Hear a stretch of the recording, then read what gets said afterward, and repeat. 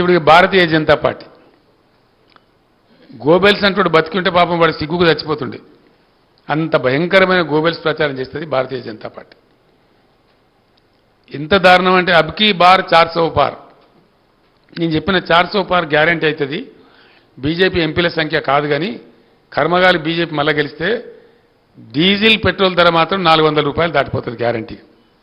వాళ్ళ పిచ్చికి వాళ్ళ ఉన్మాదానికి అవధులే ఉండవు. ఇక అంత దారుణంగా పెరిగిపోతాయి. ఎందుకంటే బీజేపీ ఎజెండాలో ఏనాడు కూడా పేద ప్రజల భాష ఉండదు, కార్మికుల భాష ఉండదు, రైతుల భాష ఉండదు. వాళ్ళ ఎజెండానే ఉండదు అసలు.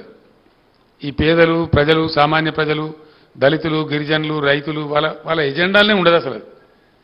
వాళ్ళ ఎజెండాలో ఫిటే కాదు అది. వాళ్ళు మాటనే మాట్లాడదు. ఇప్పుడు నిన్నమా 10 ఏళ్ళ నరేంద్ర మోడీ నోట్ల ఎప్పుడన్నా ఆ మాట విన్నామా మనం? లేదా బీజేపీ అధ్యక్షుడి నోట్లో విన్నామా? ఆ మాట విననే రాదు అసలు ఆ మాట. ఎందుకంటే అన్ని జూటా నినాదాలు, ఒక 150 నినాదాలు ఇచ్చిండు ఆయన నరేంద్ర మోడీ. ఫస్ట్ నినాదం విదేశాల నుంచి నల్లధనం వాపసు తెచ్చి ఇంటికి 15 లక్షలు ఇస్తాడు. మరి మీకు వచ్చిన వేళ విలేకరులకు నాకు తెలియదు, నాకైతే రాలే. మనిషికి 15 లక్షలు, ఇంటికి 15 లక్షలు ఇస్తామన్నారు.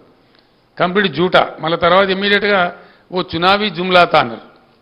చునావీ జుమ్లా, ఎన్నికలలో చెప్పిన జుమ్లా అని, అది జుమ్లా పార్టీ, జూటా పార్టీ అని చెప్పి వాళ్ళే మళ్ళా ప్రకటించుకున్నారు. ఇక సబ్కా సాత్ సబ్కా వికాస్ ఏం జరగలేదు, దేశక సత్యనాశ అయింది. సబ్కా సాత్ లేదు, సబ్కా వికాస్ లేదు, మను లేదు. ఎవరి వికాస్ జరిగిందంటే గిరిజనుల, దళితుల, మహిళల, రైతుల. 750 మంది రైతులను పుట్టన పెట్టుకున్నారు కదా ఢిల్లీలో. రైతు ఉద్యమం జరుగుతుంటే వాళ్ళని నక్సలైట్ అని, అర్బన్ నక్సలైట్ అని నానా దుర్భాషలాడి 750 మంది రైతులకు హత్యలకు కారకుడు నరేంద్ర మోడీ. చాలా ఘోరంగా తులనాడిండు వాళ్ళని. మళ్ళీ చివరికి ఉత్తరప్రదేశ్ ఎన్నికలు వస్తే వాళ్ళతోనే మాఫీ అని చెప్పి దండం పెడతాను, ఆ చట్టాలు వాపసు తీసుకొని తోక ముడిచి మళ్ళా క్షమాపణ వేడుకున్న అతి దుర్మార్గమైన ప్రధానమంత్రి నరేంద్ర మోడీ. ఇది 10 సంవత్సరాల నుంచి ఆయన చరిత్ర జరుగుతూ ఉంది. మేక్ ఇన్ ఇండియా ఏమైనా వచ్చిందా? మేక్ ఇన్ ఇండియా లేదు, మను లేదు, అంతా పట్టిదే జూటా. డిజిటల్ ఇండియా ఏమైనా వచ్చిందా? 100 స్మార్ట్ సిటీలు ఏ ఒక్కటన్నా అయిందా? అట్లనే స్కిల్ ఇండియా ఏమి లేంత బట్టి ఇటువంటి ఒక 150 కథలు అన్ని బట్టి డైలాగులు, ఒక దంపుడు ముచ్చట్లు తప్ప. ఇక రైతుల ఆదాయం రెట్టింపు చేస్తామన్నాడు. వాళ్ళు చచ్చిపోతా ఉన్నారు, వాళ్ళు జావ కొడుతున్నారు. 2 కోట్ల ఉద్యోగాలు ప్రతి సంవత్సరానికి ఇస్తామన్నారు. ఇలా 30 లక్షల ఖాళీలు కేంద్ర ప్రభుత్వంలో. అది భయంకరమైన విషయం. బుల్లెట్ ట్రైన్ అన్నాడు, అది రాలేదు, మను రాలేదు. స్వామినాథన్ సిఫార్సులు అన్నాడు, అది కాలేదు. అంతా వాటికి గ్యాస్.